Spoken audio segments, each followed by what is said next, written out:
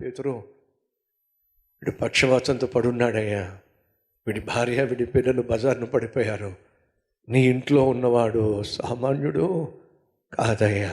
కాబట్టి లోపలికి తీసుకొద్దామంటే మార్గం లేదు కాబట్టి ఆ పెంకులు తీసి లోపలికి దింపే ప్రయత్నం చేస్తున్నామయ్యా. పేతురు చూసి, అవునా, సరే కానివ్వండి, లోపల ఉన్నవాడు సామాన్యుడు కాదు, కానివ్వండి. యేసు వాక్యాన్ని బోధిస్తూ ఉన్నాడు. పైనుంచి మంచం దిగుతూ ఉంటే అందరూ ఏం చేస్తున్నారు? ఇలా పైకి చూస్తున్నారు. ఇదేంటి పైనుంచి మంచం వస్తుంది ఏమిటి కిందకి అని చెప్పి అందరూ పైకి చూస్తున్నారండి. ఆ మంచం కిందకి దిగుతా ఉంటే అందరి దృష్టి ఎవరి మీద ఉందో తెలుసా మీకు?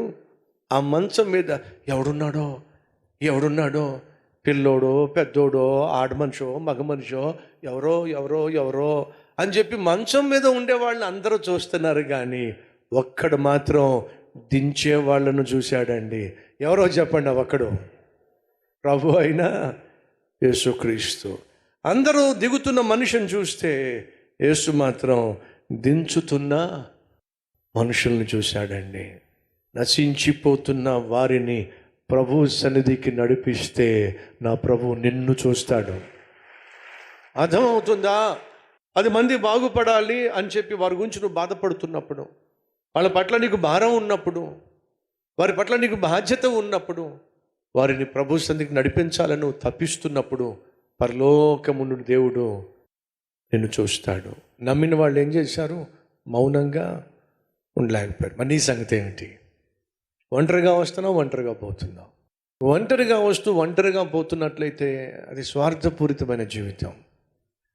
నిన్ను బాగు చేసిన దేవుడు అనేక మందిని బాగు చేస్తారని చెప్పి మరి నీ బాధ్యత ఏమిటి? నీ బాధ్యత వహించాలి. ఒక్కసారి ఆలోచించండి. మంచం మీద పడి ఉన్న వ్యక్తిని మోసుకురావడం అంత ఈజీ అంటారా?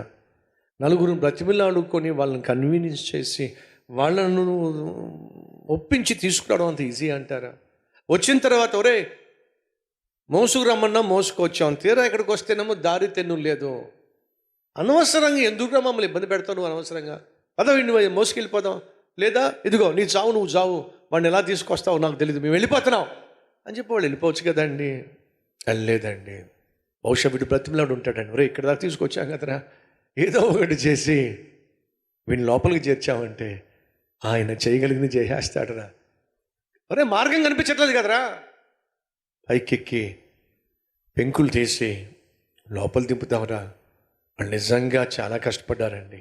ఒక వ్యక్తిని బాగు చేయాలని వాళ్ళు చేయగలిగిందంతా చేశారండి. సహోదరులు, ఎవరో గురించి పక్కన పెట్టు. నీ భర్త బాగుపడాలని, నీ భార్య బాగుపడాలని, నీ బిడ్డలు బాగుపడాలని, నీ బంధువులు బాగుపడాలని నువ్వు చేయగలిగిందంతా నువ్వు చేస్తున్నావా? ఒకసారి ఆలోచించు. వాడిని ఆ ఇంటి లోపట పైనుంచి దింపినప్పుడు యేసు వాళ్ళని చూశాడండి.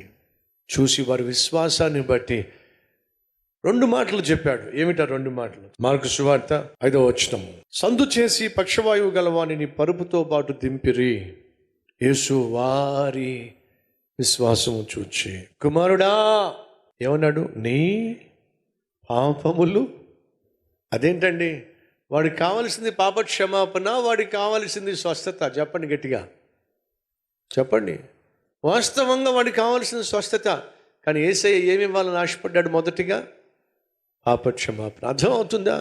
యేసుక్రీస్తు ఆశ అంతా కూడా నీ ఆత్మరక్షణ గురించే. యేసుక్రీస్తు ఈ లోకానికి వచ్చింది కూడా నీ ఆత్మరక్షణ గురించే. తన ముందు ఒక పక్షవాతము కలిగిన వ్యక్తిని దింపితే యేసు మొదటిగా చెప్పింది అని తెలుసా? అతన్ని చూసి నీ పాపములు క్షమించబడినాయి. ఈరోజు మీరు ఎంతమంది నమ్ముతున్నారో నా ప్రభువు నా పాపములను క్షమించాడో? నమ్మిన వాళ్ళు చేసి చూపిస్తారా? లైవ్లో ఈ సందేశం వింటున్న సహోదరులు వీళ్ళు ఎంతమంది చెప్పగలరు నా పాపములు యేసయ్య క్షమించాడో? ఒకవేళ నువ్వు ఈరోజు నా పాపములు యేసు క్షమించాడు కాబట్టే నాకు నూతన జీవితం ఇవ్వబడింది, నూతన హృదయం ఇవ్వబడింది, పరిశుద్ధమైన జీవితం ఇవ్వబడింది, పాపిష్టి అలవాట్లు తొలగించబడినాయి, ఆ తర్వాత జీవితం కొట్టివేయబడింది అని నువ్వు చెప్పలేకపోతే వినో. నువ్వు శరీర సంబంధమైన ఆశీర్వాదాల కోసమే తాపత్రయపడుతున్నావు, కానీ ఆత్మ సంబంధమైన రక్షణ కోసం నువ్వు నిర్లక్ష్యం చేస్తే విను. ఆ రోజు తన ఎదుట దింపబడిన వ్యక్తిని చూసి, దుస్థితిలో ఉన్న వ్యక్తికి ఏం కావాలి? వాస్తవంగా స్వస్థత కావాలి. కానీ స్వస్థత కాదండి యేసయ్య మొదటిగా ప్రకటించింది. ఏమిటి? ఏమన్నాడు? నీ పాపములు క్షమించబడినాయి. ఈరోజు ప్రభు నిన్ను చూసి, సహోదరుడు వింటున్నావా? సహోదరి వింటున్నావా? తమ్ముడు చెల్లి వింటున్నావా? ఈరోజు ప్రభు నీ విశ్వాసాన్ని చూసి చెప్పాలి, నీ పాపములను క్షమించేస్తున్నా అని ప్రభువు చెప్పాడు అనుకోండి. ఈ గుండె క్లీన్ అయితే చెప్పండి ఏమవుతుందో? ఈ గూడు కూడా క్లీన్ అవుతుందండి. ముందు ఏది కావాలి? క్లీను గుండె, ఆ తర్వాత ఈ గూడు. కానీ మనకేమిటి? దీని సంగతి మాకు వదిలేసే ప్రభువా, అది ఎప్పటికీ బాగుపడదు, అది మంచిది కాదు, వదిలేసే. ఇది మాత్రం ఈ చెయ్యి లేవట్లేదు ప్రభా, లేపు. ఈ మెడ తిరగట్లేదు ప్రభా, తిప్పు. ఇది కాదండి నీకు నాకు కావాల్సింది. ముందు ఇది బాగుపడాలి. మొదటిగా పాపములు క్షమించాడు. పాపములు క్షమించబడిన తర్వాత అతనిని చూసి ఏమన్నాడో తెలుసా? పక్షవాయువు గల వారిని చూచి నీవు లేచి నీ పరుపెత్తుకొని ఇంటికి వెళ్ళు. మొదటిగా పాపములు క్షమించాడు, 2 స్వస్థతనిచ్చాడు, 3 ఏమన్నాడు తెలుసా? నువ్వు బాగుపడ్డావు కదా, నువ్వు స్వస్థ పొందుకున్నావు కదా, మొదటిగా నీ పాపాలు క్షమించబడినాయి కదా, నీ శరీరం స్వస్థపరచబడింది కదా, మళ్ళీ బారన్ రెస్టారెంట్కి వెళ్ళకే, నీ భార్యను బాగా చూసుకో, నీ బిడ్డలను బాగా చూసుకో, వాళ్ళను కూడా నా మందిరానికి నడిపించు. బాగుపడిన నువ్వు, సహోదరి వింటున్నావా? సహోదరుడు వింటున్నావా? నీ ఇంటినే దేవుని ఆలయముగా మార్చో. ఇది దేవుడు కోరుకుంటుంది.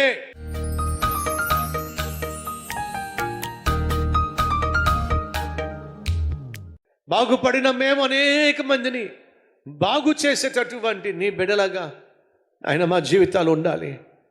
మా గుండెల్లో ఆయన పరిశుద్ధత ఉంటే ఈ గూడు కూడా బాగుపడుతుంది అయ్యా. ముందు మా గుండెను బాగు చేయి అయ్యా. అయ్యా మా గుండెను బాగు చేయి, మా గృహాన్ని బాగు చేయి నాయనా. అయ్యా అదే కదా నువ్వు కోరుతుంది, రక్షణే కదా నువ్వు కోరుతుంది, పాప క్షమాపణే కదా నువ్వు ప్రసాదించాలని ఆశపడుతుంది. అయ్యా క్షమించయ్యా. కేవలం ప్రార్థించేవారిగా మాత్రమే కాక వాక్యాన్ని విని విశ్వసించి క్రియల్లో పెట్టే అద్భుతమైన ఆత్మీయులుగా మమ్మల్ని మలచమని అయ్యా రక్షణ ప్రతి ఇంటికి దయచేయండి. పాప క్షమాపణ ప్రతి ఒక్కరికి దయచేయండి. ప్రతి గృహములో నీ సన్నిధి కాంతిని ప్రకాశింపచేయండి. మాకున్న ప్రతి అవసరమును తీర్చమని మా సంఘాలను ప్రభువా భద్రపరిచి సంఘ సేవ సభ్యులను ఆశీర్వదించి కాపాడమని యేసు నామం పేరట వేడుకుంటున్నాం తండ్రి, ఆమేన్.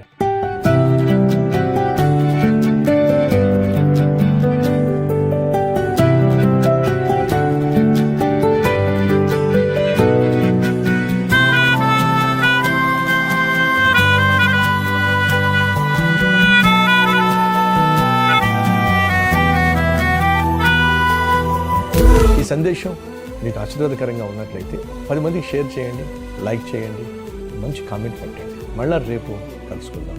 సరే.